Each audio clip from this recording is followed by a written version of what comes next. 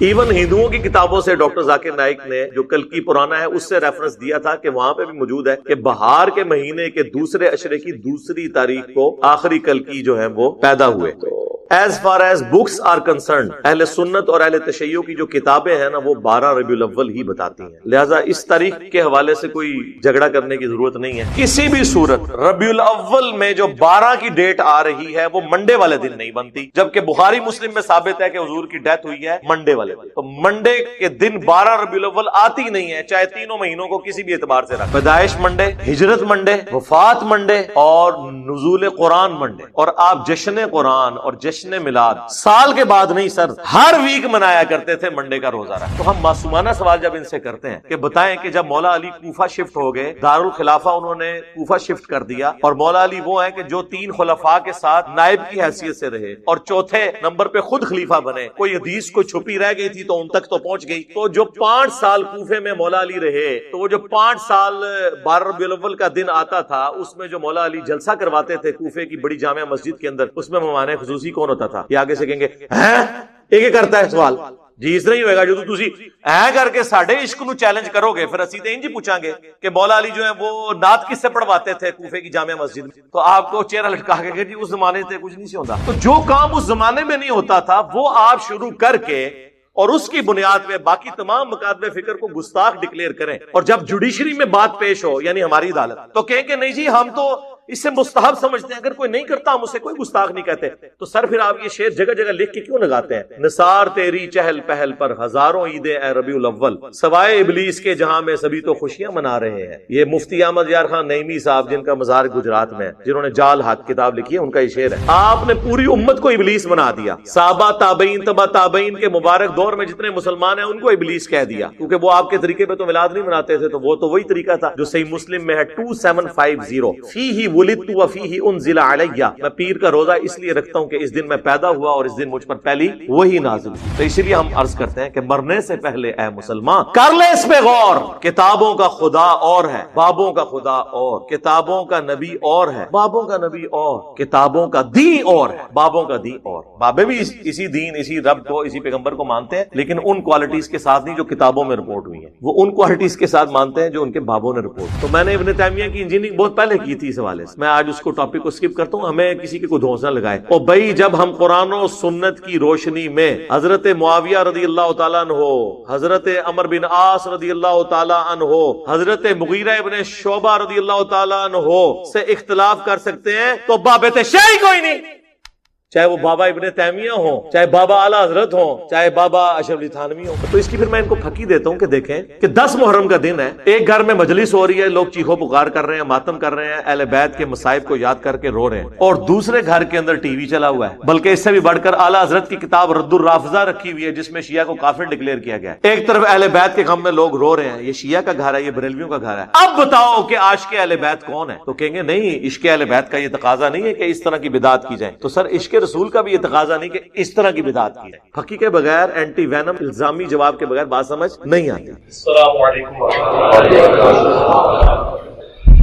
لا حول ولا قوة الا بالله حسبنا الله ونعم الوکیل یا حی یا قیوم برحمتک استغیث لا الہ الا انت سبحانک انی کنت من الظالمین اللہم صلی علی محمد وعلی آل محمد. سب سے جو زیادہ سوال عموماً کیا جاتا ہے وہ یہ ہے کہ نبی صلی اللہ علیہ وآلہ وسلم کی پیدائش کا مبارک دن کون سا؟ تو عیسوی اعتبار سے یعنی جو ہمارا اس وقت کامن ایرا چل رہا ہے، جو آج 17 اکتوبر 2021 ہے، اس سے کہتے ہیں کامن ایرا، CE یا AD بھی کہا جاتا ہے، اینو ڈومینی.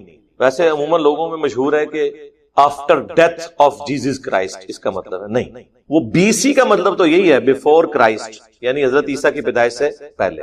لیکن AD کا مطلب یہ نہیں ہے after death of Jesus Christ. حضرت عیسیٰ علیہ السلام کو تو زندہ اٹھایا گیا، ٹھیک ہے، کرسچنز کا عقیدہ، لیکن یہ اینو ڈومینی ایک لیٹن ورڈ ہے جس کا مطلب ہے ایئر آف دا لارڈ، ہمارے آقا کا سال، جس سال ہمارے آقا پیدا ہوا. تو یہ AD جو ٹرمنالوجی ہے اسے پروموٹ کرنا چاہیے، اس کا تعلق ایک پیغمبر کے ساتھ. لیکن آپ دیکھیں چونکہ اکثریت کرسچینٹی میں اب ایتھیسٹ اور سیکولر ہو چکے ہیں، انہوں نے اس کی جگہ اب نیا ورڈ شروع کر دیا، اگرچہ اسے اتنی پذیرائی نہیں ملی لیکن وہ یوز وہ یہی کرتے ہیں۔ اب آپ دیکھیں ان کی خبروں میں CE کامن ایرا، یعنی پیغمبر کا کانسیپٹ ہی ختم ہو جائے۔ AD تو کوئی دیکھے گا نہیں یار AD کا مطلب کیا ہے، تو آئے گا جس سال حضرت عیسیٰ پیدا ہوئے، اینو ڈومینی۔ اس لیے ہم اسی کو پروموٹ کرتے ہیں کہ ہمیں AD کی ٹرم کو یوز کرنا چاہیے۔ تو AD کے اعتبار سے 571 AD اور تاریخ 22 اپریل اللہ کے محبوب صلی اللہ علیہ وآلہ وسلم کی پیدائش کا دن ہے، یعنی حضرت عیسیٰ علیہ السلام کی پیدائش کے 570 سال پورے ہونے کے بعد 571 عیسوی میں آپ صلی اللہ علیہ وآلہ وسلم کی پیدائش ہوئی اور ڈیتھ آپ کی ہوئی 632 عیسوی کے اندر۔ اب نبی علیہ السلام کی جب بعثت ہوئی اس وقت اس طریقے سے عرب کے لوگوں میں سن کوئی نہیں چلتے تھے، بلکہ وہ مختلف سالوں میں ہونے والے واقعات کے ریفرنس سے چیزوں کو یاد رکھا کرتے کہ فلاں جو واقعہ ہوا تھا اس کے اتنے سال کے بعد یہ شخص پیدا ہوا۔ جس طرح ہمارے اپنے ذہن میں تو ایک بڑا مشہور واقعہ ہے جو 1992 کا سیلاب آیا تھا، بہت بڑا۔ تو کئی لوگ ہیں نا، ان کے جو گھر والے ہیں نا، تو وہ کہتے ہیں جی اے سیلاب والے سال پیدا ہوا سی، اور جس سال سیلاب آیا سی نا اس تو اگلے سال پیدا ہوا سی۔ تو 1992 ہمارے یہاں پہ بھی ایک بینچ مارک کے طور پہ مانا جاتا ہے، عرب میں چلتے ہی ہے۔ اس اعتبار سے ابراہ کے لشکر کو جو اللہ تعالیٰ نے ہلاک کیا، جس کا ذکر سورۃ الفیل کے اندر موجود ہے، جامعہ ترمذی میں حدیث ہے کہ اللہ کے محبوب صلی اللہ علیہ وآلہ وسلم عام الفیل والے سال پیدا ہوئے، یعنی اس سال یہ بہت بڑا ایک واقعہ ہوا تھا کہ کعبے پر چڑھائی کرنے کے اگینسٹ اللہ تعالیٰ نے اسے ہلاک کیا ابراہ کو۔ دلائل النبوہ امام بیہقی کی کتاب ہے، آلموسٹ 3500 اس میں احادیث ہے، اس میں نبی علیہ السلام کی پوری بایوگرافی اس اعتبار سے موجود ہے۔ اس کے شروع میں آپ کو ملے گا، بلکہ 4 نمبر کے اوپر یہ حدیث ہے۔ حضرت انس بن مالک کے شاگرد ہیں محمد بن اسحاق المتوفى 150 ہجری، وہ کہتے ہیں کہ اللہ کے محبوب صلی اللہ علیہ وآلہ وسلم عام الفیل والے سال پیر کے دن 12 ربیع الاول کو صبح کے وقت پیدا ہوئے، یعنی یہ اہل سنت کی کتابیں یہ بتاتی ہیں، حدیث کی کتابیں۔ اہل تشیع کے ہاں بھی جس طرح ہمارے ہاں صحیح بخاری ایک موسٹ اتھینٹک بک ہے احادیث کی، ان کی ہے اصول الکافی، اس میں جو 110 نمبر چیپٹر ہے وہ نبی علیہ السلام کی پیدائش سے متعلق ہے۔ اس میں بھی لکھا ہوا ہے کہ نبی صلی اللہ علیہ وآلہ وسلم عام الفیل والے سال 12 ربیع الاول کو منڈے کے دن پیدا ہوئے، لیکن پریکٹیکلی اہل تشیع میلاد جو ہے وہ 17 ربیع الاول کو مناتے ہیں، لیکن ان کی بکس 12 ربیع الاول بتا رہی ہے۔ یہاں پہ بھی اہل سنت کے ہاں بریلوی مکتب کے جو لوگ ہیں وہ 12 ربیع الاول کو منا رہے ہوتے ہیں۔ اہل حدیث نے چونکہ منانا نہیں ہوتا تو وہ اس گیم میں ڈالے ہوئے ہیں انہیں کہ یار یہ 12 نہیں 9 ہے، اور دوسری طرف ان کے لیے اپنی بہت بڑی مصیبت ہے کہ احمد بریلوی صاحب نے فتاوی رضویہ میں 8 ربیع الاول پیدائش کا دن لکھ دیا ہے، لیکن انہوں نے کہا چونکہ اب 12 ایک ترویج پکڑ گیا لہٰذا 12 ہی چلتا رہے، ہے 8 ہے۔ اور اس سے بڑھ کر ان کے جو پیرانے پیر ہیں شیخ عبد القادر جیلانی، ٹھیک ہے، جن کے اوپر پورے کا پورا تصوف کا سلسلہ انہوں نے کھڑا کیا ہوا ہے، المتوفى 561 ہجری، وہ انہوں نے غنیت الطالبین میں نبی علیہ السلام کے جو پیدائش کا دن اور تاریخ بتائی ہے وہ 10 محرم بتائی ہے، یعنی جو مسلمانوں کے بچے کو پتا ہے وہ چیز شیخ عبد القادر جیلانی کو نہیں پتا تھی، کیونکہ انہیں علم غیب نہیں تھا، پوری امت کو علم غیب ہے۔ یہ کہتے ہیں نا بزرگ جو ہیں دلوں کا حال جان لیتے ہیں، جن بزرگوں کا یہ حال ہے کہ انہیں اپنے پیغمبر کی پیدائش کا مہینہ نہیں پتا، ٹھیک ہے تاریخ میں اختلاف ہے لیکن مہینے کے اوپر تو امت کا اجماع ہے کہ ربیع الاول کا مہینہ ہے، وہ انہوں نے 10 محرم لکھ دی۔ چلو تاریخ میں غلطی کھا سکتے تھے، اس میں کیوں غلطی کھا دی؟ کتنی حیران کن بات ہے۔ ایون ہندوؤں کی کتابوں سے ڈاکٹر ذاکر نائک نے جو کلکی پرانا ہے اس سے ریفرنس دیا تھا کہ وہاں پہ بھی موجود ہے کہ بہار کے مہینے کے دوسرے عشرے کی دوسری تاریخ کو آخری کلکی جو ہے وہ پیدا ہوئے۔ تو as far as books are concerned, اہل سنت اور اہل تشیع کی جو کتابیں ہیں نا وہ 12 ربیع الاول ہی بتاتی ہیں، لہٰذا اس تاریخ کے حوالے سے کوئی جھگڑا کرنے کی ضرورت نہیں ہے۔ اب بعض لوگ کہتے ہیں جی محمد بن اسحاق تابعی ہیں، انہوں نے سند پوری بیان نہیں کی ہے، تو ہمارے پاس نبی علیہ السلام کے مبارک زمانے کے سب سے قریب اگر کوئی ریفرنس ملتا ہے نا تو وہ یہی ملتا ہے۔ اب ابن تیمیہ تو آئے ہیں 700 سال بعد، ان کی بات مانیں یا ایک صحابی کے شاگرد کی بات مانیں جب ہمارے پاس کوئی اور دوسری روت نہ ہو۔ اچھا اب آ جائیں اللہ کے محبوب صلی اللہ علیہ وآلہ وسلم کی وفات کا دن، وہاں پہ بھی دن پہ تو اتفاق ہے کہ منڈے ہے، کیونکہ بخاری مسلم دونوں میں موجود ہے کہ اللہ کے محبوب صلی اللہ علیہ وآلہ وسلم جب آخری دفعہ مسجد نبوی میں آئے اور سیدنا ابوبکر صدیق رضی اللہ تعالیٰ عنہ امامت فرما رہے تھے صحابہ کی، تو حجرے کا جب پردہ ہٹایا تو صحابہ کہتے ہیں کہ قریب تھا کہ ہم حضور کے دیدار شوق میں اپنی نماز توڑ دیتے، لیکن آپ نے مبارک ہاتھوں سے اشارہ کیا کہ اپنی جگہوں پہ رہو. پھر آپ اندر چلے گئے اور اسی دن صبح چاشت کے وقت نبی علیہ السلام کی وفات ہوئی. یہ بخاری میں بھی ہے، مسلم میں بھی، منڈے کا دن. مہینہ بھی ربیع الاول کا، تاریخ کوئی کنفرم نہیں کہ کون سی. اب بعض لوگ سوچ رہے ہوں گے ہمارے چھوٹے چھوٹے بچوں کو تاریخیں پتہ ہیں. بھائی اس زمانے میں تاریخیں اس طرح سیف نہیں کی جاتی. اگر آپ کو یقین نہ آئے تو آپ کے گھر کوئی بڑا بوڑھا موجود ہے نا، اس سے ذرا اس کی تاریخ پیدائش پوچھ تو اندازے سے اس زمانے میں شناختی کارڈ پہ بھی اکثر لوگوں کی اندازے سے لکھی ہے، کئی لوگوں کو تو پتہ ہی نہیں. اگر آج سے 100 سال پہلے یہ حال تھا تو 1400 سال پہلے کیا صورتحال ہو. باقی ہم جو لکھتے ہیں یہ اندازے ہی ہوتے ہیں نا. ان زمانوں میں اس طرح عرب کے اندر کلچر نہیں تھا. البتہ دنوں کا اعتبار ہوتا تھا کہ منڈے کے دن، جس طرح آپ کو دلائل النبوہ میں ملے گا کہ اللہ کے محبوب صلی اللہ علیہ وآلہ وسلم منڈے کو پیدا ہوئے، منڈے والے دن آپ نے ہجرت فرمائی، منڈے والے دن آپ کی ڈیتھ ہوئی. تو منڈے کے دن کی بڑی اہمیت ہے اس اعتبار سے. لیکن تاریخیں اس طرح رپورٹ نہیں ہوئی. البتہ سب کانٹیننٹ میں اہل حدیث حضرات نے اور دیوبند نے مل جل کے بریلویوں کو قابو کرنے کے لیے مشہور کر دیا کہ یہ 12 ربیع الاول نبی علیہ السلام کی وفات کا دن ہے، تاکہ یہ منانا چھوڑ دیں. بھئی وہ تو وفات کے دن پہلے ہی عرس کی شکل میں کتنے بزرگوں کے منا رہے ہیں، اس سے تو انہوں نے باز نہیں آنا تھا. تو یہ تو انفیئر مینز والی بات ہوئی نا. انہوں نے کہا نہیں 9 ہے، انہوں نے کہا ٹھیک ہے آپ 9 کو منا لیں، ہم 12 کو منائیں گے.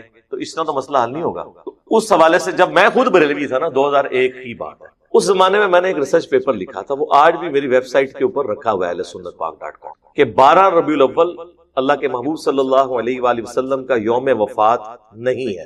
وہ آج تک رکھا ہے. بعض لوگ کہتے ہیں کیوں رکھا ہوا ہے؟ اس لیے کہ بھئی اس تحقیق کے ساتھ ہم آج تک ایگری کرتے ہیں. یہ تو نہیں ہے کہ بریلویوں کی ساری باتیں غلط ہیں اور دیوبند کی ساری باتیں غلط ہیں اور اہل حدیث کی ساری باتیں غلط ہیں اور اہل تشیع کی ساری باتیں غلط ہیں. اب تو آپ لوگوں کو پتہ چلا ہے کہ شیعہ کی کئی باتیں صحیح نکل آئی ہیں، تو باقی فرقوں کی بھی ٹھیک نکل آتی ہیں. تو اس میں نے بخاری مسلم سے ثابت کیا تھا، صحیح بخاری اور صحیح مسلم دونوں میں یہ حدیث موجود ہے جو میں نے بیان کی. نبی علیہ السلام کی وفات کا دن منڈے، مہینہ ہو گیا چلے ربیع الاول، اور سن بھی سب کو پتا ہے 11 ہجری. اور بخاری اور مسلم میں یہ حدیث ہے کہ اللہ کے محبوب صلی اللہ علیہ وآلہ وسلم نے جو زندگی میں ایک حج کیا، وہ حج آپ نے کیا 10 ہجری کے اندر. اور جب آپ نے حج کیا تھا اس دن یوم عرفہ، صحیح بخاری اور مسلم میں آتا ہے کہ وہ جمعے کے دن، یعنی 9 ذو الحجہ، یوم عرفہ، میدان عرفات والا. وہ نبی علیہ السلام نے جس سال حج کیا 10 ہجری میں، وہ جمعے کے دن آیا. تو ذو الحجہ کے بعد اگلا مہینہ کون سا؟ محرم، پھر سفر، اور پھر ربیع الاول. اور ربیع الاول میں آپ کی ڈیتھ ہو گئی. اب یہ بیچ میں جو 3 مہینے انوالو ہو رہے ہیں نا، ذو الحجہ، محرم اور سفر، یہ تینوں مہینے آپ 30 کے رکھ لیں، حالانکہ 3 30 کے نہیں ہوتے، تینوں 29 کے رکھ لیں، 2 29 1 30 یا 2 30 1 29، یہ 4 پاسبلٹیز بنتی. کسی بھی صورت ربیع الاول میں جو 12 کی ڈیٹ آ رہی ہے وہ منڈے والے دن نہیں بنتی، جبکہ بخاری مسلم میں ثابت ہے کہ حضور کی ڈیتھ ہوئی ہے منڈے والے دن. تو منڈے کے دن 12 ربیع الاول آتی نہیں ہے، چاہے تینوں مہینوں کو کسی بھی اعتبار سے رکھ لیں. تو یہ دونوں طرف کنسٹرینٹ موجود ہے. 10 ہجری میں 9 ذی الحجہ جمعے کے دن آئی اور ادھر وفات ہوئی منڈے کے دن. تو آپ کیلکولیشن شروع کرتے ہیں. تو وہ سارے ٹیبل میں نے بنائے، وہ ٹیبل مختلف علماء کے پاس گئے. سب لوگ جو ہے نا، سب سے زیادہ تو علمی اپنے آپ کو اہل حدیث سمجھتے ہیں، وہ بھی فیل ہوئے. حتیٰ کہ شیخ زبیر علی صاحب سے جب میری بعد میں ملاقات ہوئی، میں نے کہا شیخ صاحب اس زمانے کا ایک ریسرچ پیپر آپ کو بھی اہل حدیثوں نے بھجوایا تھا، تو آپ نے جواب کیوں نہیں دیا؟ کہتے ہیں جواب کہاں سے دیتا، صحیح لکھا ہوا تھا. تو خاموش رہنے میں ہی عافیت تھی. اور پھر انہوں نے اس کا پریکٹیکل ثبوت دیا. آپ دیکھیں جو درود شریف پہ جو کتاب ہے نا، فضل الصلاۃ علی النبی، جو پہلے 300 سال میں کتاب لکھی گئی قاضی اسماعیل رحمہ اللہ نے، 107 احادیث اور آثار ہیں درود شریف پہ. اس کے جو آخر میں جا کے نا نبی علیہ السلام کی بایوگرافی نا مختصر لکھی ہے شیخ زبیر صاحب کہ آپ فلاں سن میں پیدا ہوئے، فلاں ہجری میں جو ہے وہ بدر ہوئی، اس میں احد ہوئی، آپ کی زندگی کے جو بڑے بڑے واقعات. اینڈ پہ جا کے انہوں نے لکھا کہ آپ کی وفات سوموار کے دن ربیع الاول میں ہوئی. تاریخ نہیں لکھی، ورنہ تو لکھ دیتے نا اہل حدیثوں کو خوش کرنے کے لیے 12 ربیع الاول، نہیں لکھی. ایون جو سیرت الرسول والی کتاب ہے محمد بن عبد الوہاب صاحب کے بیٹے کی، عبداللہ کی، وہ آپ کو یہاں سے باہر سے مل بھی جائے گی، ہم نے PDF بھی اس کا رکھا ہوا ہے. اس میں بھی آپ دیکھیں تو انہوں نے محمد بن اسحاق کا وہ قول نقل کیا ہوا ہے. امام المغازی ہیں، سیرت ابن اسحاق دنیا میں پہلی سیرت کی باقاعدہ کتاب ہے، اور یہ امام ابن اسحاق جو تھے المتوفا 150 ہجری، جو انس ابن مالک کے شاگرد ہیں، ان سے بڑا ان کے زمانے میں جیوز اور کرسچن میں بھی کوئی تاریخ کا، ہسٹری کا اسکالر نہیں تھا۔ سیرت ابن اسحاق مشہور ہے، اردو میں آ چکی ہے، اسی کی تلخیص کی تھی 100 سال بعد آلموسٹ امام ابن ہشام المتوفا 232 ہجری نے، سیرت ابن ہشام، اور پھر اسی کو بعد میں مختصر کیا محمد بن عبد الوہاب صاحب کے بیٹے نے، عبداللہ بن محمد بن عبد الوہاب، وہ ایک جلد میں، جس میں میں نے آپ کو جنگ جمل صفین و نہروان کے حوالے سے بھی جو ان کا موقف ہے وہ بتایا تھا۔ وہ کلپ میرا یوٹیوب کے اوپر موجود ہے، محمد بن عبد الوہاب شیعہ۔ میں نے تو پھر بھی کنٹرول الفاظ میں باتیں کی ہوئی ہیں، انہوں نے تو کھل کے باتیں کی الحمدللہ۔ اس میں بھی آپ کو یہ ملے گا۔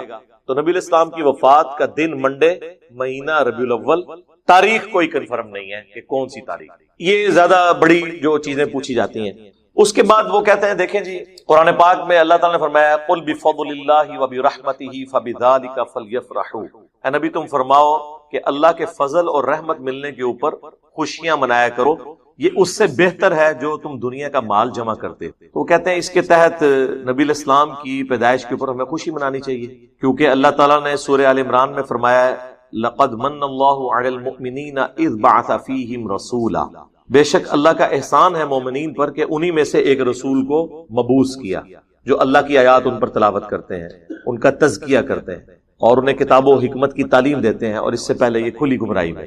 پھر وما ارسلناک الا رحمۃ للعالمین، نبی علیہ السلام کو اللہ تعالیٰ نے سارے جہان والوں کے لیے رحمت بنا کر بھیجا۔ تو وہ کہتے ہیں کہ جی دیکھیں، جب اللہ تعالیٰ کہہ رہا ہے کہ میرا فضل اور رحمت ملے، اور ایسا فضل جس پہ اللہ احسان جتا رہا ہے مومنین، تو اس کے ملنے پہ خوشی کرنی چاہیے، بالکل ٹھیک ہے۔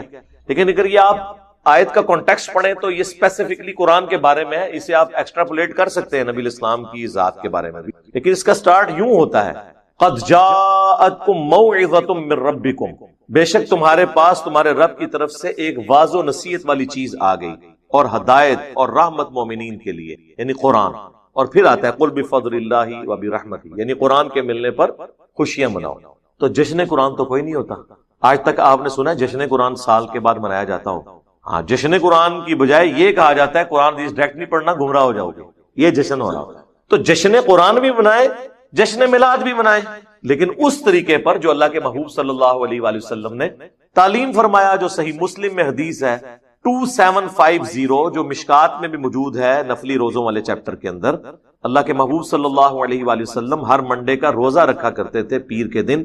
تو صحابہ کرام علیہم رضوان نے پوچھا کہ اے اللہ کے نبی علیہ السلام آپ یہ روزہ کیوں رکھتے ہیں؟ تو آپ نے فرمایا فیہ ولدت وفیہ انزل علی، اس دن میں پیدا ہوا اور اس دن مجھ پر پہلی دفعہ وحی نازل ہوئی، یعنی وحی کا نزول بھی منڈے کو ہوا، یعنی منڈے کا دن اللہ کے محبوب صلی اللہ علیہ وآلہ وسلم کی مبارک زندگی میں بڑا اہم ہے۔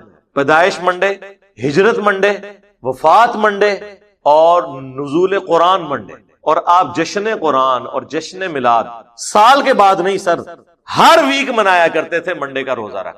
ایک اور حدیث بھی ہے صحیح مسلم کی کہ نبی علیہ السلام ہر منڈے اور جمعرات کو روزہ رکھتے تھے، اور فرمایا کہ ان 2 دنوں میں اللہ کے حضور نامہ اعمال پیش ہوتے ہیں، میری خواہش ہے کہ میرا نامہ اعمال جب اللہ کے حضور پیش ہو تو میں روزے کی حالت سے، وہ الگ سے حدیث ہے، اور یہ منڈے کے حوالے سے الگ سے۔ تو جشن میلاد منانے کا طریقہ بتا دیا۔ بعض لوگ کہتے ہیں جی ہم اس پر قیاس کرتے ہوئے 12 ربیع الاول کا روزہ رکھ لیں، جس طرح ہمارے یہ دعوت اسلامی والے جن کی پہلے سبز پگڑی تھی اور اب سفید ہو گئی ہے، تو یہ لوگ 12 ربیع الاول کو روزہ رکھتے ہیں باقاعدہ طور پر اور قیاس کرتے ہیں۔ اب یہ قیاس بڑی دور کا ہے، ہم فتویٰ کو نہیں لگاتے، لیکن کم از کم باقیوں سے یہ بہتر ہے۔ باقی جو ایکٹیویٹیز پرفارم کر رہے ہیں نا، یہ آپ کو جو ڈھول ڈمکے نظر آتے ہیں، عجیب و غریب قسم کی حرکات کرتے ہوئے لوگ، وہ دعوت اسلامی کے لوگ نہیں ہوتے۔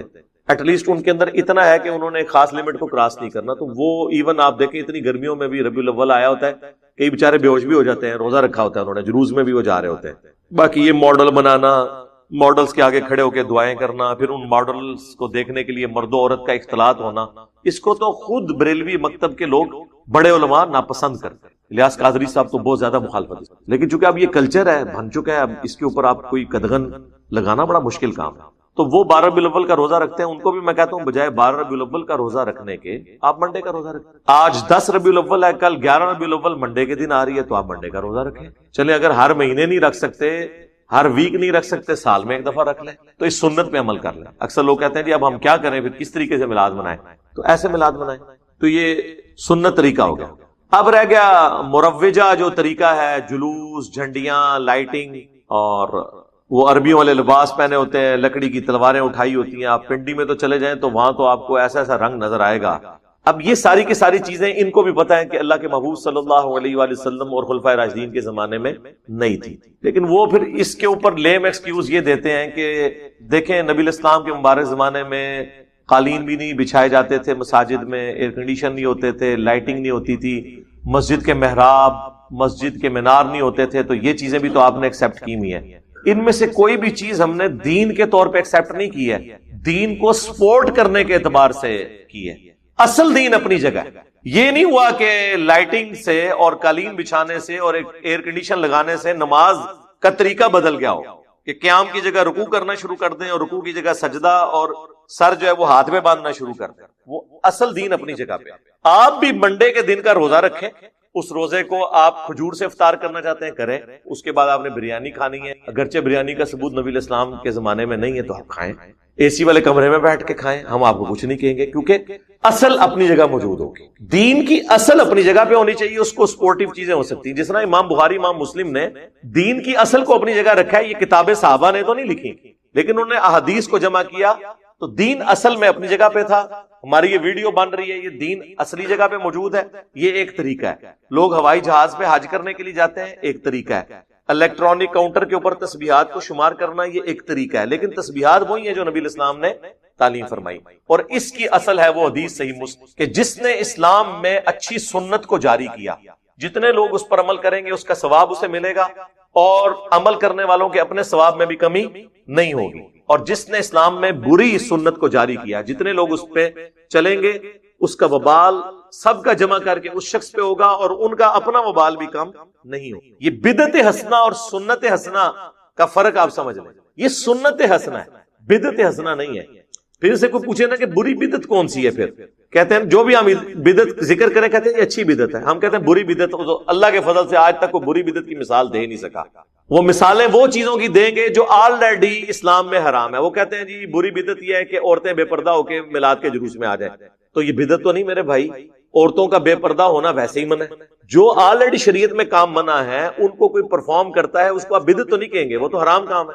تو ان کو مثال کوئی نہیں ملتی. بھائی بخاری مسلم میں واضح حدیث ہے، من احدث فی امرنا ھذا فہو رد، جس نے ہمارے دین جو ہم نے تعلیم کیا ہے اس میں کوئی خود سے داخل کر دی وہ مردود ہے. پھر اکثر آپ کو کہیں گے منع کدھر ہے؟ جی منع ہے، صحیح مسلم میں 2005 نمبر حدیث ہے. اللہ کے محبوب صلی اللہ علیہ وآلہ وسلم جب بھی تقریر کرتے آپ کی آنکھیں سرخ ہو جاتی، آواز بلند ہو جاتی، غصے میں اضافہ ہو جاتا، جیسے کوئی جرنیل اپنی فوج کو تیار کر رہا ہو. جس سٹائل میں میں گفتگو کہتے ہیں غامدی صاحب کی طرح بولا کریں، تو وہ غامدی صاحب کی سنت ہے. میں تو اس شخص کی سنت پہ چلتا ہوں جس کی قبر مدینے میں. مسلم شریف ہے سر، مولانا شریف نہیں. آنکھیں سرخ ہو جاتی، آواز بلند ہو جاتی، غصے میں اضافہ ہو جاتا، گویا کہ ایک جرنیل اپنی فوج کو تیار کر رہا ہو. تو مڑ کرنے سے دنیا میں چینج نہیں آئی ہے. مڑ تے 1200 سال تو لوگ کر رہے سر. ایک انجینئر کیا آیا ہے، ساری تبدیلی آئی ہے. اس کی وجہ یہ ہے کہ یہ سنت سٹائل ہے اس طریقے سے گفتگو کرنا. ٹھیک ہو گیا؟ تو اس میں نبی علیہ السلام فرماتے اما بعد فإن خیر الحدیث کتاب اللہ وخیر الہدی ہدی محمد صلی اللہ علیہ وآلہ وسلم وشر الامور محدثاتها وکل محدثۃ بدعہ وکل بدعۃ ضلالہ وکل ضلالۃ فی النار. آگاہ ہو جاؤ سب سے بہترین کلام اللہ کی کتاب ہے، سب سے ہدایت یافتہ راستہ محمد صلی اللہ علیہ وآلہ وسلم کا ہے. بدترین کام وہ ہیں جو دین کے اندر نئے داخل کر دیے جاتے ہیں. وہ تمام کام بدعتیں ہیں، تمام بدعتیں گمراہیاں ہیں، اور تمام گمراہیاں جہنم میں لے جانے ہیں. کچھ الفاظ سنن نسائی میں اور جامع ترمذی میں، مین سٹرکچر اس کی صحیح مسلم میں. منع کدھر ہے؟ جی منع ہے کہ جو آپ کام خود داخل کریں گے منع ہے. وہ کہتے ہیں جی بتائیں کہ جی یہ چیز نبی علیہ السلام نے حکم کہاں دیا ہے رفع الیدین کا؟ جی دیا حکم، صحیح بخاری میں حدیث ہے، صلو کما رأیتمونی اصلی، نماز اس طرح پڑھو جس طرح مجھے نماز پڑھتے ہوئے دیکھتے ہو. اور اس حدیث کے راوی ہیں مالک بن حویرث، اور وہ خود حدیث میں بخاری اور مسلم میں رفع الیدین کے ساتھ طریقہ سکھا رہے ہیں. اب مجھے بتائیں جب جنرل بات ہو رہی ہے، صحیح مسلم میں حدیث ہے اللہ تعالیٰ نے مجھے جوامع کلمات کے ساتھ مبعوث کیا. اب آپ نے ایک ایک چیز تو نہیں کہنی کہ میں حکم دیتا ہوں یہ کرو، پھر میں حکم دیتا ہوں یہ کرو. آپ نے جنرل کہہ دیا جس طرح میں نماز پڑھتا ہوں اس طرح نماز پڑھو. اور جو صحابی یہ روایت کر رہا ہے وہ نماز پڑھنے کا طریقہ بتا رہا ہے، تو ہر چیز وہ فنکشن سب کے اوپر اپلائی ہو گیا. یہاں پہ بھی جب آپ نے فرمایا کہ جو کام بھی دین میں داخل کیا گیا وہ بدعت ہو. تو سنت حسنہ وہ جائز ہے، میں نے بتایا صحیح بخاری، بدعت حسنہ نہیں سنت حسنہ، اور اس کی اصل وہ صحیح مسلم کی حدیث کہ جس نے اسلام میں اچھی سنت کو جاری کیا. وہ پوری حدیث نہیں پڑھتے، اس میں ہے کہ نبی علیہ السلام کے پاس غریب اصحاب آئے، ان کی غربت دیکھ کے نبی علیہ السلام کے چہرے پر ناگواری کے آثار آئے، آپ بڑے غمگین ہوئے، آپ نے مسجد میں ممبر لگوا کر خطبہ دیا، اور پھر آپ علیہ السلام نے انفاق فی سبیل اللہ سے متعلق آیات تلاوت کی، اور پھر کہا کہ اپنے آپ کو بچا لو جہنم کی آگ سے، خواہ ایک کھجور ہی صدقہ کرو. اور اس ترغیب دلانے پر لوگ اپنے اپنے گھروں کو گئے. ایک انصاری گھر گئے، انہوں نے ایک بہت بڑے بورے کے اندر بزرگوں کی کتابیں نہیں، اپنے گھر کا سامان اس میں جمع کیا، اور وہ صحابہ کہتے ہیں بڑی مشکل سے وہ گھسٹتے ہوئے مسجد میں آ کے اس مسجد کے سین میں جب انہوں نے بورا رکھا نا، باقی لوگ اتنے امپریس ہوئے کہ یار یہ تو بندہ ایک بالکل لوور مڈل کلاس کا بندہ اور اتنا سامان اٹھا کے لے آیا.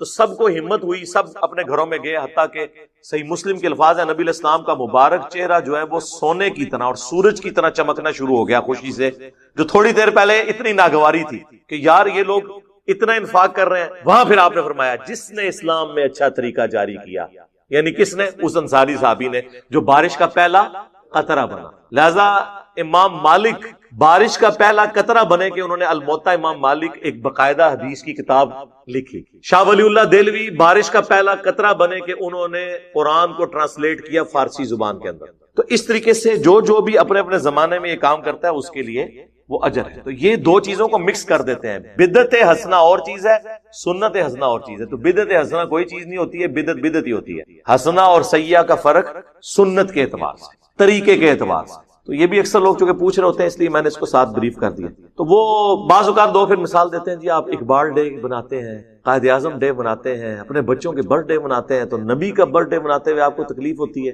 نہیں جناب، ایسا نہیں ہے. رسول اللہ صلی اللہ علیہ وآلہ وسلم چونکہ ایک ریلیجس پرسنالٹی ہیں، آپ کے ساتھ کوئی ایسا عقیدہ منسوب نہیں کیا جائے گا جو آپ کی اجازت کے بغیر ہو رہا ہوگا، کیونکہ وہ پھر وہ دین بن جائے.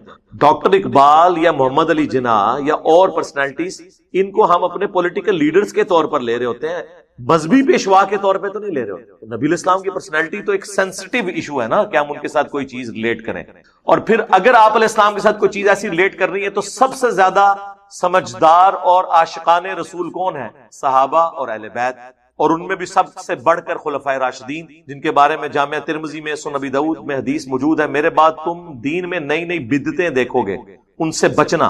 علیکم بسنتی و سنت الخلفاء الراشدین المہدیین، تم پر میری سنت اور میرے خلفائے راشدین ہدایت یافتہ کی سنت لازم ہے. تو ہم معصومانہ سوال جب ان سے کرتے ہیں کہ بتائیں کہ جب مولا علی کوفہ شفٹ ہو گئے، دارالخلافہ انہوں نے کوفہ شفٹ کر دیا، اور مولا علی وہ ہیں کہ جو 3 خلفاء کے ساتھ نائب کی حیثیت سے رہے اور چوتھے نمبر پہ خود خلیفہ بنے. کوئی حدیث کوئی چھپی رہ گئی تھی تو ان تک تو پہنچ گئی. تو جو 5 سال کوفے میں مولا علی رہے، تو وہ جو 5 سال 12 ربیع الاول کا دن آتا تھا، اس میں جو مولا علی جلسہ کرواتے تھے کوفے کی بڑی جامع مسجد کے اندر، اس میں مہمان خصوصی کون ہوتا تھا؟ یہ آگے سے کہیں گے ایک کرتا ہے سوال، جی اس طرح ہی ہوئے گا جو تسی اے کر کے ساڈے عشق نو چیلنج کرو گے، پھر اسی تے انج پوچھاں گے کہ مولا علی جو ہے وہ نعت کس سے پڑھواتے تھے کوفے کی جامع مسجد میں، تو آپ کو چہرہ لٹکا کے کہ جی اس زمانے سے کچھ نہیں سی ہوندا. تو جو کام اس زمانے میں نہیں ہوتا تھا وہ آپ شروع کر کے اور اس کی بنیاد پہ باقی تمام مکاتب فکر کو گستاخ ڈکلیئر کریں، اور جب جوڈیشری میں بات پیش ہو یعنی ہماری عدالت تو کہیں کہ نہیں جی ہم تو اس سے مستحب سمجھتے ہیں، اگر کوئی نہیں کرتا ہم اسے کوئی گستاخ نہیں کہتے. تو سر پھر آپ یہ شعر جگہ جگہ لکھ کے کیوں لگاتے ہیں؟ نثار تیری چہل پہل پر ہزاروں عیدیں اے ربیع الاول، سوائے ابلیس کے جہاں میں سبھی تو خوشیاں منا رہے ہیں. یہ مفتی احمد یار خان نعیمی صاحب جن کا مزار گجرات میں ہے، جنہوں نے جال حق کتاب لکھی ہے، ان کا یہ شعر ہے. آپ نے پوری امت کو ابلیس بنا دیا. صحابہ تابعین تبع تابعین کے مبارک دور میں جتنے مسلمان ہیں ان کو ابلیس کہہ دیا، کیونکہ وہ آپ کے طریقے پہ تو میلاد نہیں مناتے تھے. تو وہ تو وہی طریقہ تھا جو صحیح مسلم میں ہے 2750، فیہ ولدت وفیہ انزل علیہ، میں پیر کا روزہ اس لیے رکھتا ہوں کہ اس دن میں پیدا ہوا اور اس دن مجھ پر پہلی وہی نازل. تو بتائیں پھر مولا علی نے کس طریقے سے میلاد منایا ہے؟ پھر آپ کو یہ ڈھیلا سا منہ بنا کے بتائیں گے کہ جی ہاں جی وہ اعلیٰ حضرت نے بھی فتاوی رضویہ میں لکھا ہے، ہمارے بزرگ بھی بتاتے ہیں کہ ایک ایوبی بادشاہ تھے، اہل سنت تھے. یہ اہل حدیث جو کہتے ہیں نا شیعہ نے شروع کروایا، شیعہ نے شروع کیا. آپ گوگل میں بھی جا کے لکھیں تو پوری ہسٹری اس کی آ جائے گی آپ کو ویکیپیڈیا کے اندر. یہ ایک سنی بادشاہ تھے، الملک المظفر.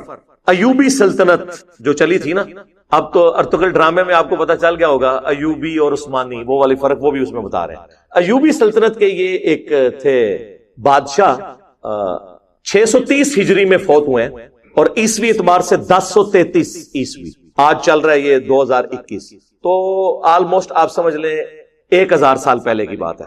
تو انہوں نے 604 ہجری کے اندر پہلی دفعہ ان کو کسی نے، ظاہر ہے جی جب آپ کو کرنے کو کوئی کام نہ ہو تو پھر کوئی نہ کوئی چیز سوچتی ہے، تو انہوں نے 12 ربیع الاول کے دن علماء کو جمع کیا اور محفل نعت اور وہ جو صوفیاء کا وہ طریقہ ارطغرل ڈرامے میں آپ دیکھ رہے ہیں، وہ ناچ کود کے جو وہ ذکر کرتے ہیں وہ، اور جناب کھانے اور پکوان بڑے پکوا کے تو علماء کا اکرام مسلم کیا۔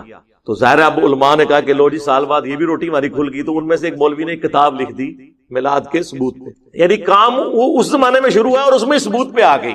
اچھا اب وہ شروع ہو گیا، ظاہر ہے اس زمانے میں تو نیا کام تھا، لوگ مخالفت کرتے تھے، لیکن آج تو 1000 سال پرانا ہو چکا ہے۔ تو یہ کہتے ہیں پرانے بزرگوں کو انجینئر برا کہتا ہے، میں پرانوں کو نہیں برا کہتا، میں درمیانوں کو کہتا ہوں۔ آج سے 1000 سال پہلے پرانا کیسے ہو گیا؟ 1000 سال بعد تو میں بھی پرانا ہو جاؤں گا۔ درمیانے ہیں، پرانے وہ ہیں جو صحابہ تابعین تبع تابعین اہل بیت، وہ پہلے 300 سال جو بخاری مسلم میں حدیث ہے سب سے بہتر زمانہ میرا، پھر صحابہ کا، پھر تابعین کا، پھر تبع تابعین کا، اس کے بعد جھوٹے لوگ پیدا ہوں گے جو جھوٹی گواہیاں دیں گے، امانت میں خیانت کریں گے اور موٹاپے کو پسند، کپڑے ان کے سنت کے مطابق ہوں گے، پیٹ منافقین والا ہوگا۔ جی سورہ محمد میں آیا یہ ایسے کھاتے ہیں جس طرح جانور کھاتے ہیں، اور سورۃ المنافقون میں آیا نبی ان کے جسموں کو دیکھو تمہیں تعجب میں ڈال دیں۔ یقین کریں واقعی میں ان کو صوفوں میں بیٹھے ہوئے دیکھتا ہوں نا، آدھا پیٹ اس طرف لٹکا ہوا ہے، آدھا اس طرف، اتنے بڑے فل سائز، اس میں بڑی مشکل سے سفید کپڑوں میں ان کے موٹے پیٹ چھپ جاتے ہیں۔ کسی کو بیماری ہو علیحدہ بات ہے، لیکن سارے تو نہیں بیمار ہو گئے یار۔ تارج میر صاحب بھی ہے نا، ان کا تو پیٹ نہیں نکلا ہوا۔ تو یہ کیا ہوا کہ جو بھی عالم بنتا ہے تو بیمار ہو جاتا ہے پیٹ کے اعتبار سے، کھاتے ہی بہت ہے زیادہ تر۔ تو وہ روٹی روزی ان کی کھل گئی اور وہ پھر سلسلہ ایسا شروع ہوا، پھر جلتی پہ تیل کا کام کیا سلطنت عثمانیہ نے، یہ ارطغرل صاحب کی اولاد نے۔ انہوں نے 1588 عیسوی کے اندر، آج سے آلموسٹ آپ سمجھ لیں 600 سال پہلے یا 500 سال پہلے کہہ لیں، انہوں نے سلطنت عثمانیہ جو 3 براعظموں میں پھیلی ہوئی تھی سرکاری سطح کے اوپر 12 ربیع الاول کی چھٹی ڈکلیئر کر دی، وہاں سے پھر اسے اور تقویت ملی، اور وہ سلسلہ اب تک چلتا آیا، اور اسی کی باقیات یہ ہیں کہ پاکستان میں پھر 12 ربیع الاول کی چھٹی اور یہ سارے کے سارے معاملات اس سے چلے۔ یہ اس کی پوری ہسٹری ہے جس کا تعلق صحابہ تابعین تبع تابعین بعد کے لوگوں، پہلے آپ سمجھ لیں 600 سال کے لوگوں کے ساتھ اس کا کوئی تعلق، اور یہ 7ویں صدی جو ہے نا یہ مسلمانوں کے اوپر افتاد بن کے ٹوٹی ہے۔ گنبد خضرا بھی 7ویں صدی ہجری میں رکھا گیا، اور یہ خود اعلیٰ حضرت بھی لکھ رہے ہیں۔ بلکہ آپ کو وفا ایک کتاب ہے علامہ سمودی المتوفا 911 ہجری کی، جو تاریخ مدینہ پہ دنیا میں اتھینٹک ترین بک مانی جاتی ہے، اردو ترجمہ اس کا ہو چکا ہے۔ پوری اسلامک ہسٹری ہے مدینے کی، صرف مدینہ شریف کی، 400-500 صفحوں پہ وہ کتاب ہے۔ اس میں گنبد خضرا کی ہسٹری لکھی ہے کہ 678 ہجری میں نبی الاسلام کی وفات کے 650 سال کے بعد یہ لکڑی کا گنبد لا کے قبر رسول کے اوپر رکھا گیا ایک فاطمی بادشاہ نے، اور جب رکھا گیا جس وزیر نے مشورہ دیا تھا لوگوں نے اس کے لیے بددعائیں کی، حتیٰ کہ اسے معزول کر دیا گیا، اور لوگوں نے کہا کہ اسے سزا ملی ہے اس کام کی جو اس نے یہ الٹا مشورہ دیا تھا۔ آج سعودی حکومت کی جرت نہیں کہ اس گنبد کو ہٹا سکے۔ شیخ البانی آخری وقت تک سعودی حکومت کے خلاف رہے اس مسئلے میں، شیخ البانی کو انہوں نے سعودیہ سے نکال دیا۔ انہوں نے کہا یار یہ تم نے کیا جواز پرووائڈ کیا ہوا؟ لوگ کہتے ہیں جی آپ گنبد ہٹا دیں گے تو قبر مبارک ننگی ہو جائے گی، نعوذ باللہ۔ قبر مبارک تو حجرے سیدہ عائشہ میں ہے سلام اللہ علیہا، وہ ننگی نہیں ہوگی نا، وہ پہلے ننگی تھی، گنبد ہٹانے سے کوئی فرق نہیں پڑنا۔ لیکن پوری دنیا میں جواز اس کو بنایا ہوا ہے، اس چیز کو جو 650 سال کے بعد ہوئی۔ صحابہ کرام سونے کا گنبد رکھ دیتے، لیکن صحیح مسلم کی حدیث، میں تمہیں منع کرتا ہوں قبروں پہ عمارتیں مت بناؤ، قبروں کو پکا مت کرو، اور قبروں پہ مت بیٹھو، نہ مجاور بن کے بیٹھنا نہ فزیکلی بیٹھنا۔ ورنہ صحابہ کے دور میں قبۃ الصخرہ، ڈوم آف دا راک، یروشلم میں اس چٹان پہ جس چٹان سے نبی الاسلام معراج کے لیے تشریف لے گئے، عبد الملک بن مروان کے دور میں، یہ آلموسٹ آپ سمجھ لیں 78 ہجری کے اراؤنڈ اباؤٹ یہ گنبد بنایا انہوں نے، اتنا بڑا گنبد۔ گنبد خضرا تو اس کے مقابلے میں بہت چھوٹا ہے۔ گنبد بنانے کی ٹیکنالوجی تو قبل از مسیح ہے۔ یہ آیا صوفیہ جو استنبول میں اب انہوں نے کھولا ہے، یہ نبی الاسلام کی پیدائش سے پہلے کا بنا ہوا ہے، تو ذرا اس کا گنبد دیکھیں۔ گنبد خضرا جیسے درجنوں گنبد ہوں، اس سے بڑا اس کا ایک ڈوم ہے۔ اور جب دنیا کی سپر پاور حضرت عمر کے زمانے میں مسلمان بن چکے تھے تو ایک گنبد حضور کی قبر مبارک پہ کیوں نہیں رکھ دیا؟ ان کو پتا تھا یہ منع ہے۔ یہ ہے کتابوں کا دین، تو اسی لیے ہم عرض کرتے ہیں کہ مرنے سے پہلے اے مسلمان کر لے اس پہ غور.